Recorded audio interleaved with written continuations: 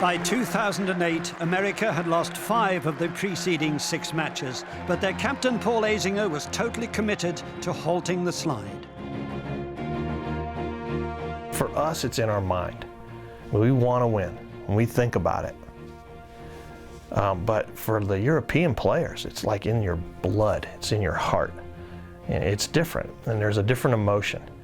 And that's one of the great challenges for us. Can the mind beat the heart?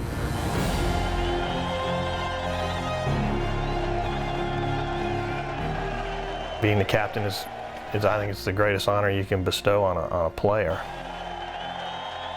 We'd only won 3 times in 25 years. We'd lost 5 of the previous 6 matches, and the last 2 by record margin in '04 and '06. My philosophy and belief was that we took this militaristic approach, this Navy SEALs concept of taking a large group and breaking them into small groups, and the press ended up calling them pods. And so we had 3 4-man pods.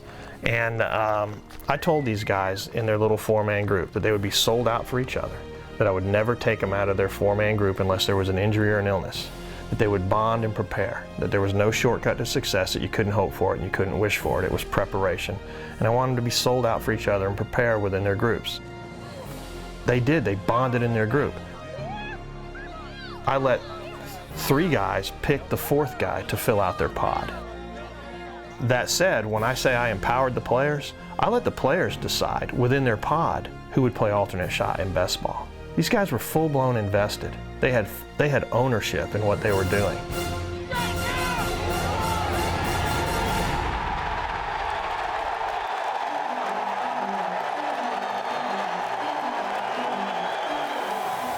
You know, I wanted to do kind of a drumline thing the night before the matches and get the crowd pumped up.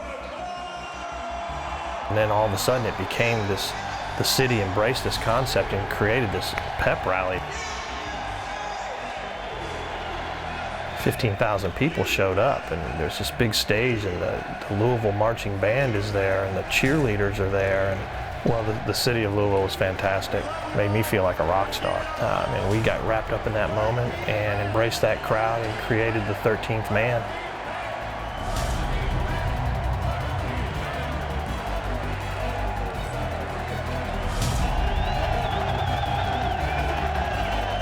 I'm standing there watching it and realizing that I have now given up control. And I felt like, you know, I'd been driving a car for 2 years, and I felt like I just kind of let go of the steering wheel and looked off to the side and pushed the pedal to the floor.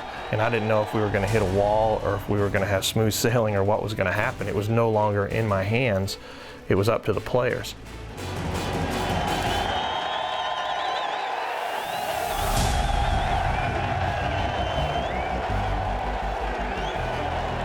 But it is amazing that the biggest stage, the most pressure-packed arena in the game, provides the greatest drama and the greatest highlight reel.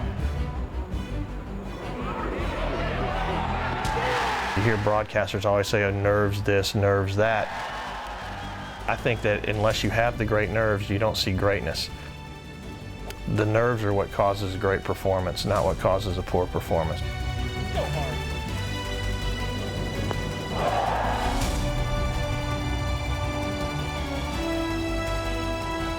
I certainly did expect Europe to come back, and they did come back.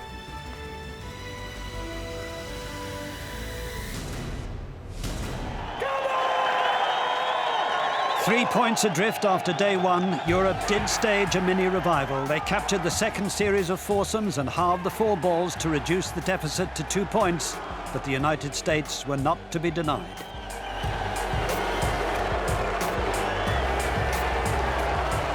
You know, we're all Happy Gilmore fans over here.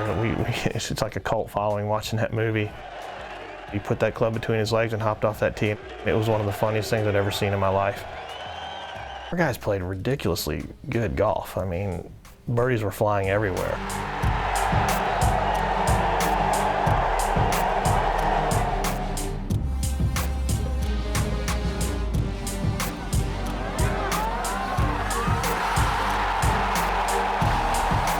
When it went in, this place went crazy. And it's the first time I ever audibly just screamed full bore as loud as I could scream, like, oh, I couldn't believe it.